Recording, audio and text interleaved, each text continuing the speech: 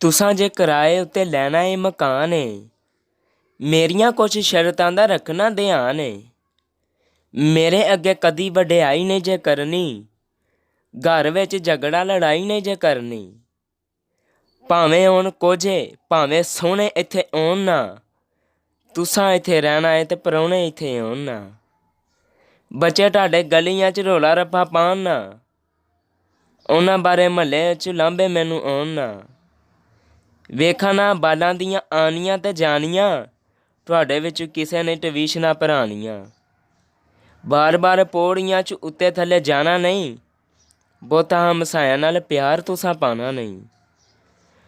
ਕੋਠੇ ਉੱਤੇ ਖੇਡਣਾ ਕਦੀ ਗੇਂਦ ਬੈਟ ਵੀ, ਮੱਛਰਾਂ ਦੇ ਮਾਰਨੇ ਨੂੰ ਲਾਣਾ ਰੋਜ਼ ਮੈਟ ਵੀ। ਘੜੀ ਮੁੜੀ ਕੋਈ ਮੰਜੀ ਚੱਕੇ ਨਾ ਤੇ ਡਾਵੇ ਨਾ, ਟੀਵੀ ਦੀ ਆਵਾਜ਼ ਸਾਡੇ ਕੰਨਾਂ ਤੱਕ ਆਵੇ ਨਾ। ਕੰਧਾਂ ਨਾਲੇ ਫਰਸ਼ਾਂ ਤੇ ਦਾਗ ਕੋਈ ਲਾਣਾ ਨਹੀਂ, ਕੱਪੜੇ ਨੂੰ ਰੰਗ ਲਾ ਕੇ ਜੰਗਲ ਉੱਤੇ ਪਾਣਾ ਨਹੀਂ। ਨਵਾਂ ਕਿਲ ਠੋਕਣਾ ਤੇ ਪਹਿਲਾਂ ਨਹੀਂ ਉਖਾੜਨਾ, ਛੱਤ ਉੱਤੇ ਡਿਸ਼ ਤੇ ਅੰਟੀਨਾ ਵੀ ਨਹੀਂ ਚਾੜਨਾ। ਰੋਜ਼-ਰੋਜ਼ ਖੋਲ੍ਹਣੇ ਨਹੀਂ ਬਕਸੇ ਤੇ ਪੇਟੀਆਂ, ਮੁਹੱਲੇ ਵਿੱਚੋਂ ਕਿਧਰੇ ਵੀ ਪਾਣੀਆਂ ਨਹੀਂ ਕਮੇਟੀਆਂ।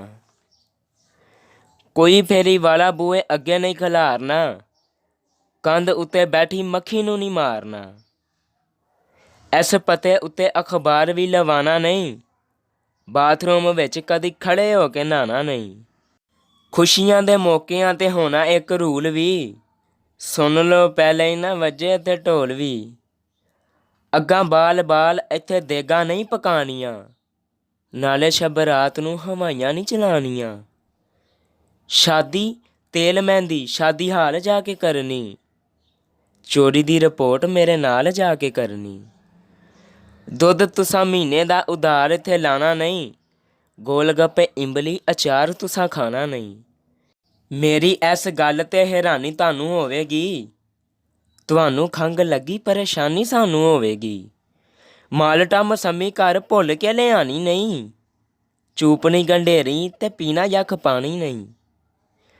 ਪੈਦਾ ਇੰਜ ਨਜ਼ਲਾ ਜ਼ੁਕਾਮ ਨਹੀਂ ਜੇ ਕਰਨਾ, ਨਿਛਾ ਮਾਰ-ਮਾਰ ਬੇਆਰਾਮ ਨਹੀਂ ਜੇ ਕਰਨਾ।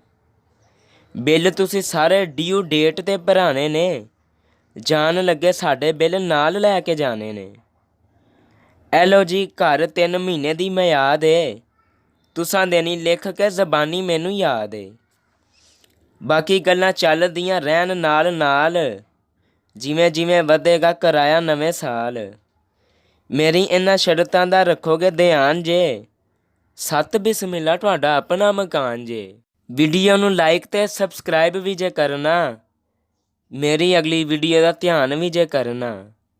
तो अजीज़ दोस्तों, अगर आपको मेरी नज़म पसंद आए तो मेरा चैनल A1 गज़ल ज़रूर सब्सक्राइब कर लीजिए और साथ लगे बेल आइकॉन के बटन पर क्लिक कर लीजिए।